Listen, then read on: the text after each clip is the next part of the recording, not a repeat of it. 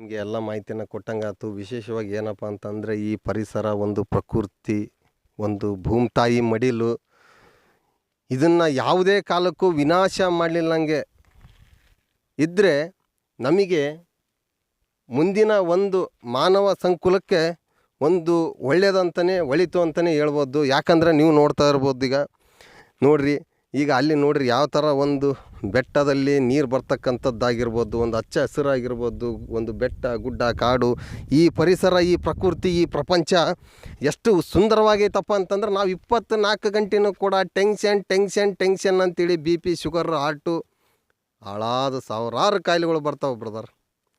ಬಿಟ್ಟಾಕಿ ಒಂದು ದಿವಸನಾದ್ರೂ ಒಂದು ಒಳ್ಳೆ ಕಡೆಗೆ ಹೋಗಿ ಒಂದು ಒಳ್ಳೆ ಈ ಪ್ರಕೃತಿ ಸವ್ಯಾನ ಈಗ ನಮ್ಮ ಪುಟ್ಟಪ್ಪ ಮಿನಿಸ್ಟರ್ ಲಾಸ್ಟ್ 2 ಮಾತಾಡ್ತಾರೆ. ಓಕೆ, ಥ್ಯಾಂಕ್ ಯು ಚಂದ್ರಣ್ಣವರೇ. ನಾನು ಹೇಳೋದಿಷ್ಟೇ, ಎಲ್ಲರೂ ಭೇಟಿ ಕೊಡುವಂಥ ಪ್ರವಾಸಿ ಸ್ಥಳಗಳನ್ನು ಭೇಟಿ ಮಾಡೋದ್ರಲ್ಲಿ ಆಶ್ಚರ್ಯ ಏನಿರಲ್ಲ. ಯಾರು ಭೇಟಿ ಮಾಡದಿರೋಂಥ ವಿಶೇಷವಾದ ಸ್ಥಳಗಳನ್ನು ಭೇಟಿ ಮಾಡೋದ್ರಲ್ಲಿ ತುಂಬ ವಿಶೇಷತೆ ಇರುತ್ತೆ. ಇಲ್ಲಿ ನೋಡಿ, ಈ ಕೋಟೆ ಕಟ್ಟಿರೋದು ಇಂತಹ ಅದ್ಭುತವಾದ ರಮಣೀಯವಾದ ದೃಶ್ಯದ ಮಧ್ಯೆ ಕಟ್ಟಿದ್ದಾರೆ. ಎತ್ತರವಾದ ಪ್ರದೇಶದಲ್ಲೂ ಕೂಡ ಇದೆ ಈ ಕೋಟೆ. ಅದು ತಿಳ್ಕೊಳ್ಳಿಕ್ಕೆ ತುಂಬ ವಿಶೇಷವಾದ ಮಾಹಿತಿಗಳು ಸಿಗ್ತವೆ.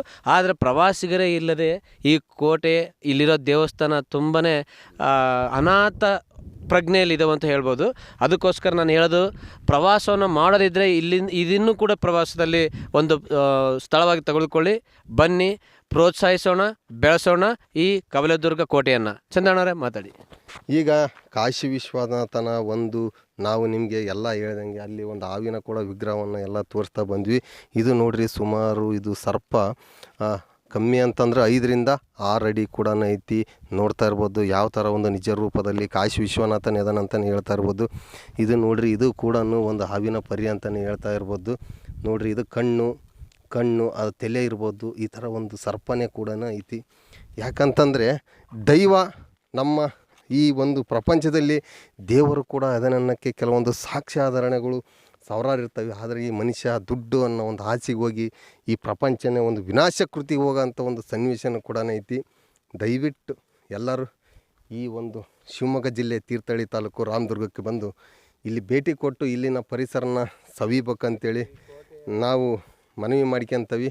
ನಾನು ನಿಮ್ಮ ಹಸಿರು ಶಾಲ್ ಚಂದ್ರಣ್ಣ. ಸಬ್ಸ್ಕ್ರೈಬ್ ಮಾಡಿರಿ, ಶೇರ್ ಮಾಡಿರಿ. ನಮಸ್ಕಾರ.